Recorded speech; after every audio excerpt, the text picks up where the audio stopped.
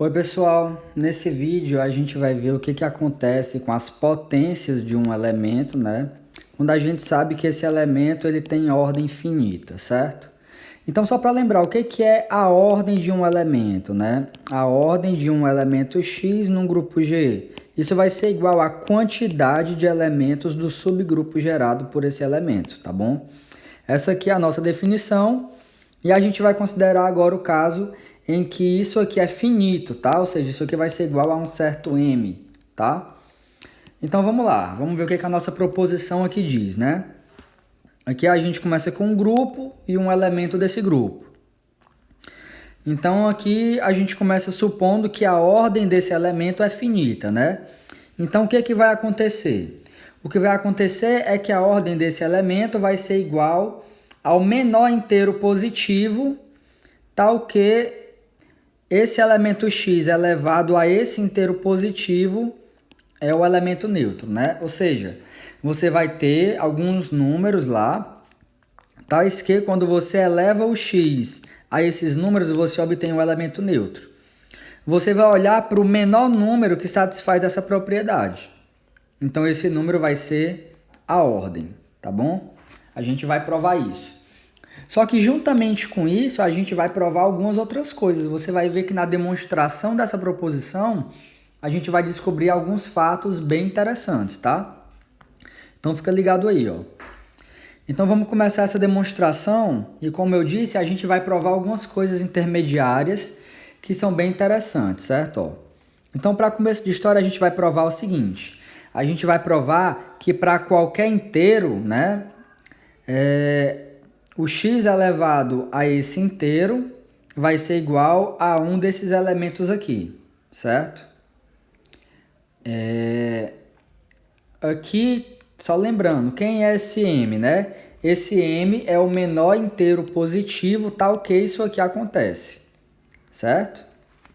Só para lembrar aí que o nosso m ele é isso, tá? A gente escolheu o m para denotar esse número inteiro positivo, certo? Então, o que a gente vai mostrar é que qualquer potência de x vai ser igual a um desses rapazes aqui, certo?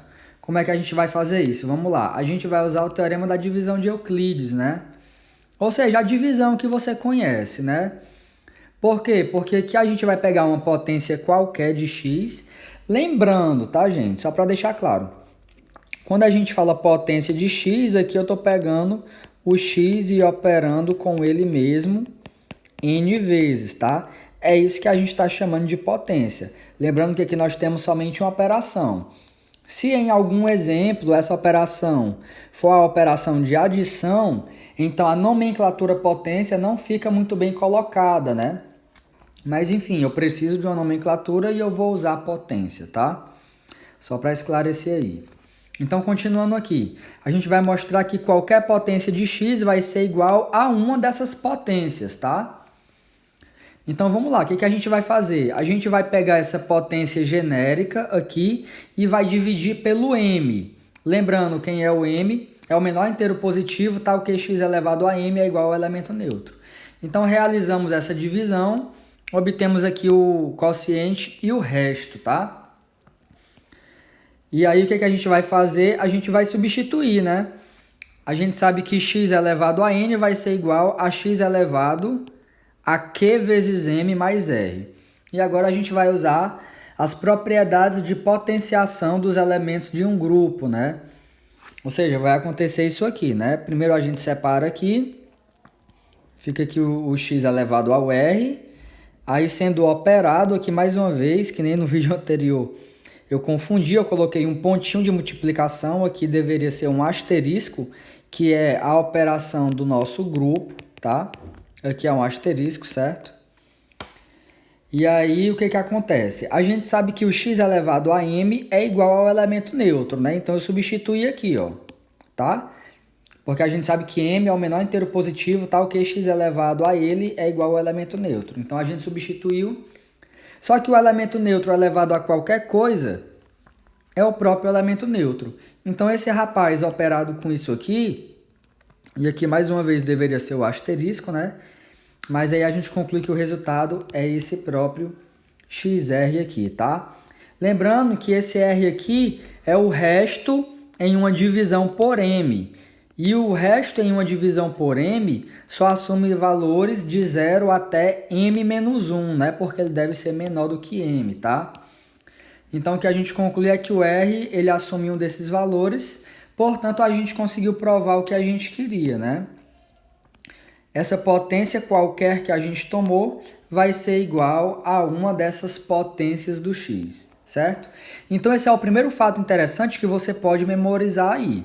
Se você está num grupo e você pega um elemento de ordem finita, certo? Então, você pode concluir que qualquer potência desse elemento vai ser igual a uma dessas potências aqui, né? Onde os valores aí vão do 0 até o m-1, onde o m é o menor inteiro positivo que cumpre essa propriedade aqui, tá? Então, esse foi o primeiro fato aqui que a gente concluiu. Agora, a gente vai para uma segunda etapa, que é o seguinte. A gente já provou que qualquer potência que a gente tomar vai ser igual a um desses rapazes, né?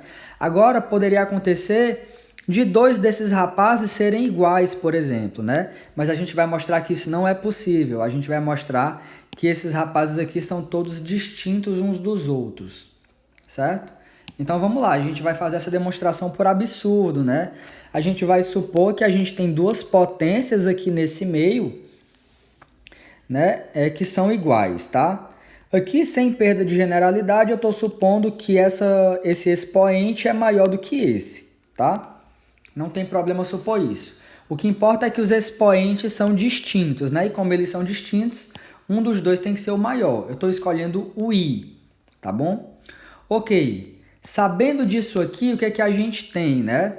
A gente pode operar aqui dos dois lados da igualdade pelo inverso do x elevado a j, tá? Daí vai acontecer o quê? Aqui no lado direito a gente vai obter o elemento neutro, já que esse rapaz é o inverso desse. E aqui do lado esquerdo a gente obtém, né? Repete a base e somos expoentes, né? Que é o que aconteceu aqui. A gente viu que essa propriedade é válida para a operação de potência de elemento de um grupo, né? E aí a conclusão é que x elevado a i menos j é igual ao elemento neutro, tá? Detalhe é que aqui a gente sabe que esse rapaz aqui, ele vai ser maior do que zero. Por que que ele vai ser maior do que zero? Porque eu sei que o i é maior do que o j, tá? Então, a diferença entre o maior e o menor tem que ser um número positivo. E, além disso, essa diferença vai ser menor ou igual do que m menos 1. E, para lhe convencer disso, eu vou usar um artifício um pouco mais visual, né? Ó. Vamos lá. A gente sabe que i e j são números aí entre 0 e m menos 1, né? São números inteiros, né? São expoentes aqui, tá? Então, eles são números inteiros entre 0 e m menos 1, já que são os expoentes que aparecem aqui, certo? Esse aqui é x elevado a 0, por definição.